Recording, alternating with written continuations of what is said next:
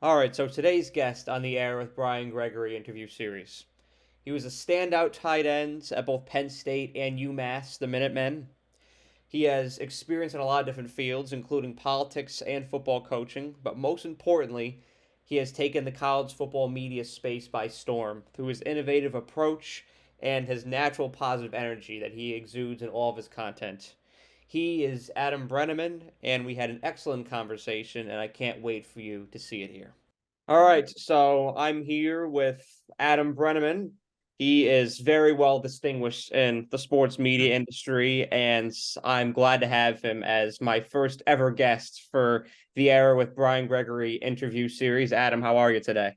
I'm great. First ever guest. Awesome. I'm excited to wear that. I'll wear that with a badge of honor for the rest of my life. First ever guest. When this thing blows up, I'm gonna tell everybody I that. appreciate that. It's and that's something that can never be taken away from you. You'll always be the first I'll guest. always have that. I'll always have that rest of my life.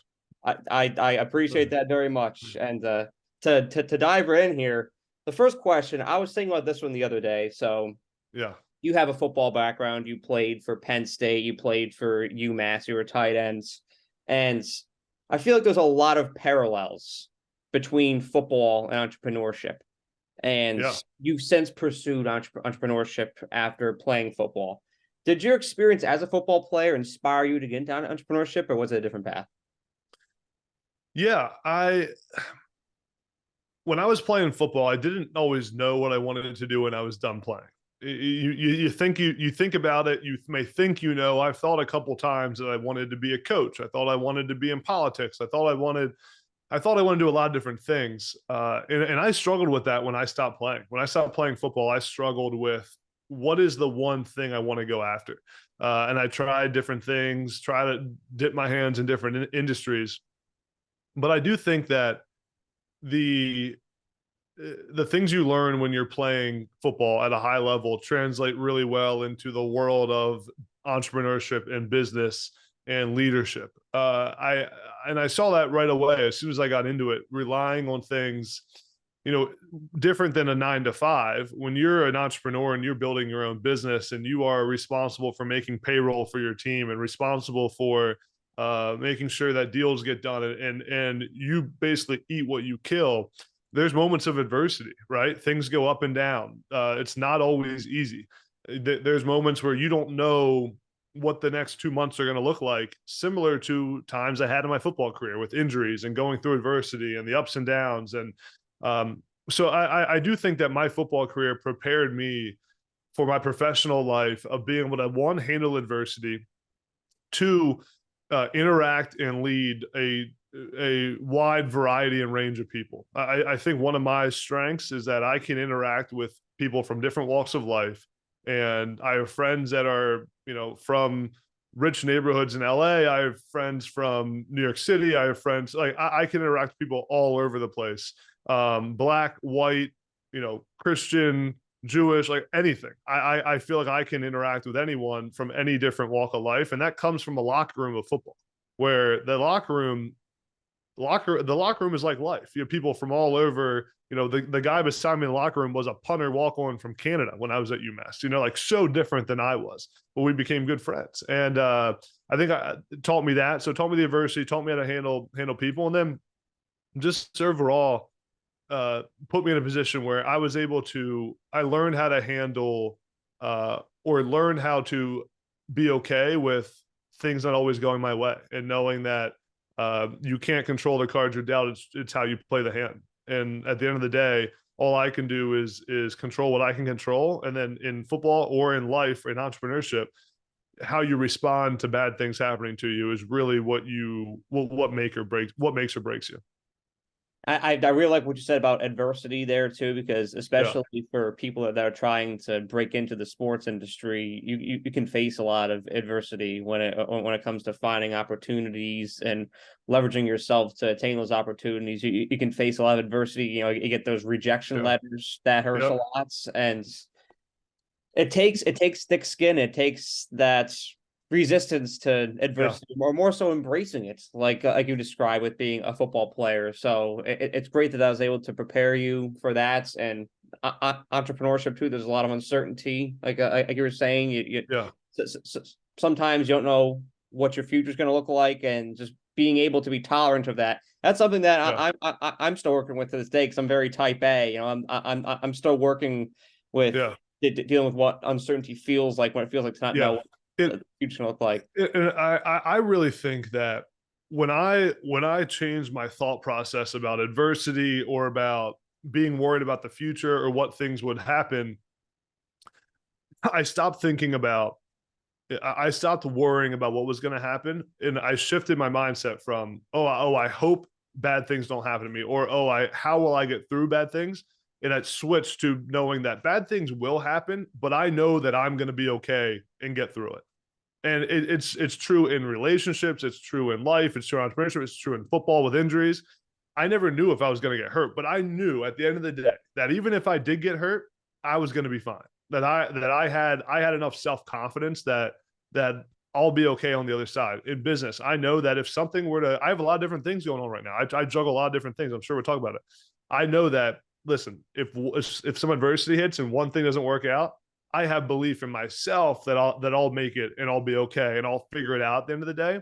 Um, and I think that that's when my mind shifted and I was able to take on more risk and take on more adversity and where you stop worrying about, oh, I hope this doesn't happen, or oh, what if this happens, and you say, no, like I know I'll be fine no matter what happens to me. And so it's happened more and more throughout the years as Yeah, you garner more experience. You kind of protect yourself a lot when you're younger, and then after a 100%. while, you come to the realization that adversity is going to happen. You Yeah, might as well just take it on the chin, learn from it, and you'll be fine. Continue to push forward. So yeah, when I was doing research about you, I found out that you were hired by Mike Reagan, a Pennsylvania senator, to be his campaign manager outside of college or yeah, at Penn State, and you briefly accepted it, but then you went on to play football for UMass afterwards. yeah. What inspired you to be a campaign manager, and then what made you return to football after that? Yeah, I during my college time at Penn State, I loved politics, and I think it was really I didn't love the the legislation part of it. I wasn't a big policy guy. I didn't have like strong convictions on either side of the political spectrum. I liked campaigns. I thought they were really cool because you it's similar to a game. You have a finite amount of time to prepare, and then there's election day, similar to a game day, and you either win or you lose. That's really it. And I found myself in college watching a lot of the campaign stuff. I was in college during the I was at Penn State during the 2016 election and the presidential one. So I got to I watched it and really followed it and wanted to try and dabble into it. Mike Regan was a good family friend who was running for state senate in Pennsylvania, so joined his team. And boy, I learned more in those 6 months working with him than I did. I mean, than I did do anything else. The amount of people I met, managing a budget, hiring, and I'm 20, 21 years old, like hiring and firing people. And he gave me a lot of responsibility. And it was I was wearing a suit every day, and we were running this campaign. He ended up winning, and I was going to go work for him in the Pennsylvania Senate, and then really my knee started to feel better, and I thought I had more years in my football career, and went to transfer to UMass to go back to playing football. So it's funny, if I would have never gone back to UMass, I probably would still be in politics today. But then when I got out, kind of realized that I didn't want to be in that industry, and I could have the same impact and kind of get the same experience by being in sports media and entrepreneurship and going down this lane. But it was definitely a fun time being in politics, and certainly learned a lot about people and managing human beings and a lot of the content, like the strategies I use online. You learn a lot about persuasion in politics. You're a lot of it's campaign ads and how you get people to vote and how you get them to like you and all this stuff. And that's marketing. And I've used a lot of that now in my media career. Yeah, it's interesting. You remove a lot of the polarizing components to politics, which is what gets focused on a lot, and it really is like a game when you Yeah. look at it from that angle. It's like a football game. It relates to sales, it relates to Yeah. entrepreneurship, because at the end of the day, it is all the same thing. You're trying to get people to join your team. You're trying to get Yeah. people to back your cause. It really is a business in Yeah. essence, and you've done a lot of different things. You've gotten involved in politics. You've played football. You've coached football. We're going to touch on that in a little bit. You've been a media consultant. You founded a media company, multiple at this point. All those different experiences. Yeah. How's the culmination of all of that given you clarity when it comes to like what your vision is now and what you ultimately see yourself doing for the next 5-10 years? Yeah. Good question. To be honest, I don't know if I have a ton of clarity, and I think that's okay. I don't try to have clarity for what it looks like 10 years down the line for me because I don't know what it's going to look like. I get asked a lot now with what I'm doing now. People say, do you want to be a content creator? Do you want to be an entrepreneur? Do you want to be on TV? Do you want to be a podcast host? Like, which one are you trying to do? I always say I want to be all of it. I want to do. I want to do everything. And every race I'm running right now, every vertical I'm in my career, I want to be. I want to become the best at it. And I just know that's self-awareness of knowing that I like to do a lot of different things. I struggle if you put me in one lane and I have to only be a podcast host and focus on that. I like to dabble and have my hands in a lot of different pots. And what allows me to do that is knowing that being okay if something doesn't work out. I tried this I won't bore you with the details, but I tried this project a couple weeks ago with some buddies, and it was in the sports betting space and working with a brand partner. I started it. A few weeks go by, and I'm like, this is not working. Scrapped it right away and moved on to the next thing. And I think knowing that that not being too hard on myself when things don't work out allows me to kind of do a lot of different things and test different things and try different lanes that I can run in my career. But to answer your question, I don't know what 10 years looks like for me. I don't know if it looks like being on TV full time. I don't know if it looks like owning more businesses. I don't know if it looks like my podcast being my focus. My goal is to do everything I can to the best of my ability and work hard every single day, stack proof with what I'm doing of that that I'm working towards the right goals and the right things, and everything will take care of itself, and we'll see where it lines up. But I do think that that's something that I tell a lot of young people. I don't believe people need to have a ton of clarity of what you want to do. I think that the chips will fall as they will, and it's on you to respond and react and be ready when opportunity comes.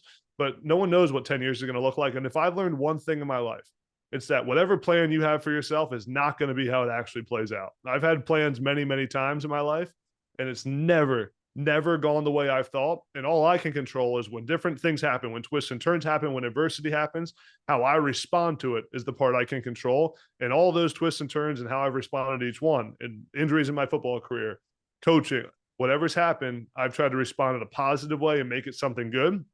And it's now led me to where I am today. So to answer your question, don't have a ton of clarity, but I know that the things I'm doing now, I'm going to run the race as hard as I can and see where it takes me. It honestly relieves your perspective, and from somebody like me who's 23 going on 24 about to graduate grad school, it relieves your perspective to know that you don't have to have it all figured out. You don't have to have clarity. You've got to focus on living in the moment in the present, Yeah. because that's really all there is. Look at here in Tuscaloosa, Alabama. I mean, 2 weeks ago we were talking about our national championship odds for next year. Yeah. Now we have a new coach. You know, Yeah. you really never know Never know. what twist or Yeah. turn is going to come. So it can be hard to plan for the next 2 weeks, let alone 10 No doubt. years. So you can only control what you can control, what's directly in front of you, and Yeah. succeed at what's at hand. So I really appreciate you saying that. Yeah. So you worked as a tight ends coach Yeah. at Arizona State for several years, and through that experience, you got to dabble into recruiting a little bit. Yeah. Now, I want to know, because I see a parallel here. Has your experience in recruiting helped you navigate the hiring process as a business owner? Without a doubt. I mean, the things I've learned from recruiting in college football have certainly translated to every other thing I've done outside of it. I mean, there's really no industry or comparison to recruiting in college football. I mean, when you're a college football coach, especially a young one like I was, your life is recruiting. You are recruiting 24/7. When I say that I was recruiting every single day, all day, like I was recruiting every single day, all day from 6 a.m. to midnight when I went to bed. I remember vividly, like during off weekend. Like I'd be off for a week in the summertime as a coach, but not being off. Like you're texting recruits and calling recruits and checking in and talking to their parents. I remember being out on a date or being out with friends and always texting recruits that I was recruiting while I was there. Like, can you just put your phone down? No, I can't, because someone else could be recruiting harder than I am. So I think, if anything, that time recruiting taught me uh, tenacity and persistence, and just where you can get with persistence in life. And a lot of times, the person that gets the most opportunities isn't always the smartest or the most prepared. It's the person that's the most persistent. So I've taken that with me, because I was really successful in recruiting because of that, because I was known to be a very relentless recruiter and worked harder than anybody else. I knew there were going to be better football coaches than me. There were going to be smarter people than me. A lot of coaches were going to be able to say, listen, I've developed these tight ends, and Adam Breneman hasn't developed any. He's 25 years, 40 years old coaching you. But what the recruit would know is that I cared more, I wanted them more, I had a better relationship, and I worked harder to get them to my school than anyone else would. So I've just taken that with me the rest of my life now, and it's taught me a lot about people. I mentioned being able to interact with people from different walks of life. I mean, think about the different kinds of people I'm recruiting.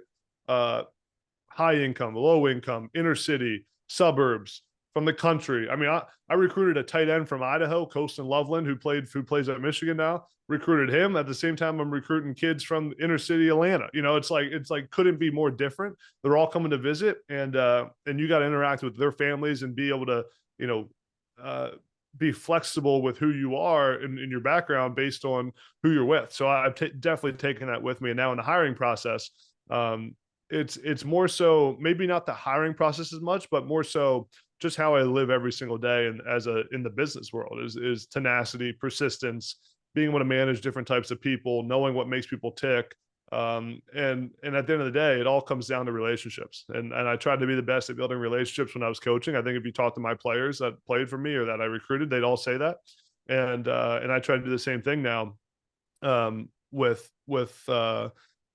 my business life and my career, is that it always, at the end of the day, will come back to relationships. You may execute daily or win daily with hard work and a good vision, but you win long term with people and with relationships. It always keeps you afloat. No, Mm-hmm. and you notice that as years go on, especially sometimes in life when you're not feeling traction, or Yeah, you're trying to get a certain job opportunity, you're trying to get an internship for the summertime. It's yeah, always those relationships that help you push through. It's important to treat people good, and it's yeah, important to be relentless, and your efforts not only for your own personal success but relentless with your yeah, relationships. That's yeah. that So true. that's something that I've really gone into 2024 trying to do. That's something I Yeah, can really work on, is being relentless in my communication and maintaining them, because they really are the goals yeah, that you seek in life. And you saw that through recruiting, and then yeah, that diversity. I yeah. saw that firsthand this summer. I was interning with the Alabama football team. You had guys that grew up over the bridge in Northport. Then you, Mhm. you have guys that are from Finland. You had guys from Oklahoma, Yeah, Texas, California, all over. So it's yeah, that aspect is really cool too. yeah, yeah, yeah. I think, I mean, I said it earlier.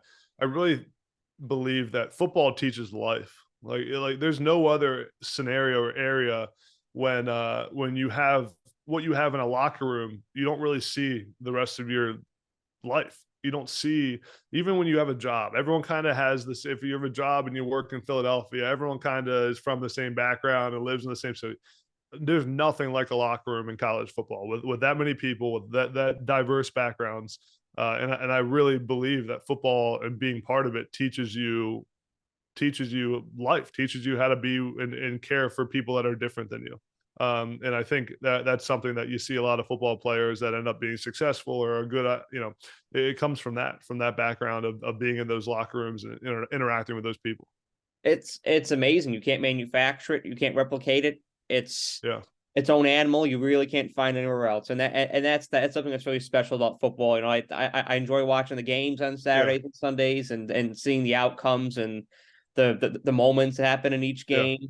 I'll But that's the special part. I'll tell you a quick story. Is and when I think about my time as a football player and learning some stuff about different backgrounds, I was at UMass. I remember, and we had I was a captain, obviously, my senior year. Just came off an All American season, was trying to get us over the hump at UMass, and we had a really good player who just was not doing well off the field, not showing up to workouts, struggling in the classroom, was just bad for the locker room at the time. But really talented, nice kid, just didn't have it all together. And I went to our head coach and I said, Coach, we should kick him off the team. He's no business being here. He's hurting our team. We're worried every day about is he going to show up. Let's get rid of him. Let's kick him off the team. Like, you're allowed to do that. He doesn't belong on our team. And I remember our head coach saying to me, he said, and and then what's he going to do? And he's like, his point to me was that he didn't grow up the way you grew up. You know, he's like, he doesn't have, like, you call your dad when you need advice. He didn't grow up that way. He didn't have the same lessons that, like, you came from a nice neighborhood in Pennsylvania. Like, he didn't come from that. Like, let's work with him and stay with him. That guy ended up being an All-American there and played in the NFL. So I think that was early in my career that I learned, and my coach was right. I mean, it was you can't view everything from your lens, because in my lens I was like, that makes no sense that he would show up late for a workout, but he hadn't been raised that way yet, like I had. And it just opened up my eyes to the diversity and being sympathetic and having empathy for people that maybe come from different walks of life. It's really interesting that you say that. I'm reading Jimmy Johnson's book right now. It's a great read, by the way, if you haven't read it yet. It's awesome. And he says the same thing. He'd see players in practice kind of slacking, underperforming, not being focused, and it's easy to say, hey, hell's the matter with this guy? Yeah. But and every time he said, when he started to peel the layers back further and further, he'd find More out of the their story. backgrounds. He'd find out the roots of why they're Yeah. acting this way, and Yeah. and you just start to target those and connect with him as a person. See Yeah. how you can help him. See how you can motivate him. And Yeah. and it's all it's really interesting. That's awesome that you got to experience Yeah. that Yeah. firsthand too. So when it comes to Power Five football too, you at one point you were the youngest position coach in Power Five football. There's certain things in life that give you confidence when you see that you're something that stands out like that. It gives you confidence. Did being the youngest coach in Power Five, one of the youngest position coaches, did that give you a sense of confidence? Yeah, it gave me confidence, and it showed me. I mean, I was there. I was at Arizona State for a year before I got promoted. I was a graduate assistant.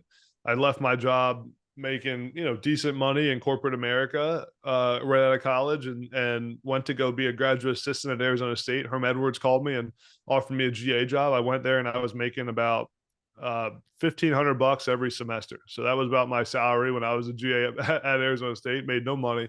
Um, was living off savings, and but wanted to be coach, and then got promoted about a year in to tight ends coach. And as it's a big jump, and I was 24 25 years old, youngest one in the country. I think I felt prepared for the opportunity and was extremely grateful. One of my favorite sayings in life comes from Alex Hormozy. He says self-confidence doesn't come from shouting affirmations in the mirror. It comes from having a stack of undeniable proof that you are who you say you are. And I think that moment for me was a stack of proof that I'd been around really big names in football. Herm Edwards, Marvin Lewis, Antonio Pierce. They were all on staff at Arizona State, and they chose me to promote me to tight ends coach when that job opened up. So it gave me that proof of to myself that, like, I am who I say I am. And I think in life, you're always working towards stacking proof for yourself more than anything else, to give you the self-confidence that it takes every single day to be successful. So that was a big moment for me when I look back, and knowing that I could hold my own in Power Five football as a 25-year-old. And extremely grateful for those opportunities. It didn't last long, but I think now a lot of people give me a lot of credibility in the college sports space and in football and on TV, because I played and because I was the youngest coach in Power Five football. That's something that I'll hold with me for a while, and it's certainly helped me throughout the rest of my media career. Yeah, you don't. you don't need somebody to tell you that you're great at something when you continue to stack achievements Yeah, and proof that you are. It's your you build your own self-confidence, and that's something that's really important yeah. for coaching any facet of life. It's important to have that sense of self-confidence. And I have to say that is a really awesome staff that you're at Arizona State. Yeah, it was a I, good staff. And we also had Jaden Daniels was our quarterback. I mean, we had a lot of really good players. Johnny Wilson at Florida State was there. I mean, we had some studs on that. Rashad White was our running back. I mean, we were pretty good. so you were on you were on the Arizona State staff when Arizona State beat Oregon in 2019. I was not. I got there the next year. That's right. Yep, That's right. yep, yep. I had the dates in my head. It got clouded a little bit. I just Yeah, well, remember I mean watching when that came that out. was that staff. That was Herm Edwards and Antonio Pierce. I just had not yet joined them. So you got it right. I just wasn't quite there yet. Yeah, Okay, yeah, yeah, that's that staff was solid though. yeah, And as far as the Antonio Pierce, I just made a video on my channel the other day about how I really hope that he gets the Raiders yeah, job. Just watching what he did this year yeah. He's done a really good job. I mean, just AP Antonio Pierce always was great at giving his players confidence, and you knew like he was our defensive coordinator when I was at Arizona State. The guys wanted to play for him. They showed up to practice every day with a certain kind of swagger and excitement and energy going out there wanting to play for him as their coordinator. And he's got a really good balance of being close with the players and the players love him and want to play for him. But a lot of times when coaches are close with the players, it's hard to have discipline. It's hard to be able to punish the players or to get them to respect you. AP balances that perfectly. Where like players feel like they're really close with him and he's their friend almost. But at the same time, you don't cross AP and there's discipline and people when he walks in the room, everyone sits up a little bit more and there's respect as soon as he speaks. He does a phenomenal job of that, and I know he'll be a successful NFL head coach for a long time, without a doubt. That's interesting. There is a line. Yeah. There's a line between being somebody's friends and being somebody that they respects, and that may be one of, if not the most important quality of a Mm-hmm. successful head coach. So No doubt. no, you're right. I Yeah. think that you'll really see him flourish for that reason. Yeah. So the next question here is this pertains more to your work in media. When it comes to your content, how do you decide upon what you can do yourself, what you have to outsource as a business owner, and what you have employees do? Like do you edit your videos? Do you put like the different graphics in them, or do you have people do that for yourself? Like how does that all operate? Yeah. So I don't edit or produce myself. I create the content, film it, come up with ideas. I also have people help me with ideas. Uh, but I do have a team. I have an editor that works full time for me. I have a guy Noah who you met who basically my manager, head of brand, like post manages all the social media, posting ideas, things like that. So there is a team and an infrastructure behind it. I think starting out, like most people don't need to start out that way. That's just how I did start out. I think most creators should learn how to edit and do it themselves. I do some editing myself on CapCut if I make my own video and want to just get it up quickly. But for the most part, I outsource all the production that goes behind it. For me, I try to outsource anything that I don't think is a high return on investment activity. So things that I really don't want to do, and then if I don't really want to do it, I'm probably not going to do it very well. So I try to outsource it if I have the resources to. And then two is anything that's not a high ROI. So if I'm not going to get a return on it, somehow it's not worth my time, I'll outsource it. Again, I know that's a luxury. I wasn't always that way. I started doing absolutely everything myself. But now with as many things as I go on, my content, my podcast, I can always be doing something that gives me a better return, even if it's preparing for a show or coming up with new ideas or working on an investment. Like there's always things I can be doing. So that's kind of how I balance what I'm doing versus what people on the team are doing.